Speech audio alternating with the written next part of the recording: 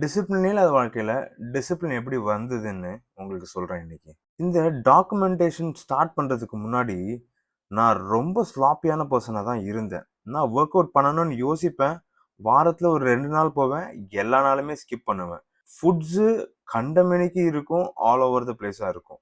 இது எல்லாத்தையுமே track down பண்றதுக்கு எனக்கு ஒரு மோட்டிவேஷனே இருந்தது கிடையாது. மோட்டிவேஷனுக்காக நெறைய செல்ஃப் ஹெல்ப் புக்ஸ்லாம் படிச்சிருக்கேன். அதுலயுமே உங்களோட தாட்ஸ ட்ராக் டவுன் பண்ணுங்கன்னு தான் சொல்லுவாங்க. அது எனக்கு புரிஞ்சதே கிடையாது. அது எப்படி நம்மளோட தாட்ஸ ரைட் டவுன் பண்ணி எழுதுறதுன்னு சொல்லி.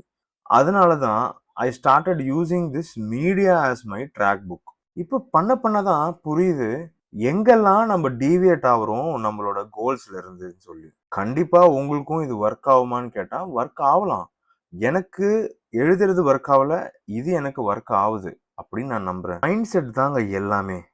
உங்களோட ப்ராசஸ நீங்க ட்ரஸ்ட் பண்ணீங்கன்னா, கண்டிப்பா it's gonna give you changes and it will bring you betterment in your life. நான் இந்த ஜர்னிய ஆரம்பிக்கும்போது, ஒரு வெயிட் லாஸ் ஜர்னியா ஆரம்பிக்கிறத விட, ஒரு மைண்ட் செட் டிரான்ஸ்ஃபர்மேஷன் ஜர்னியா தான் நான் இத பார்த்தேன்.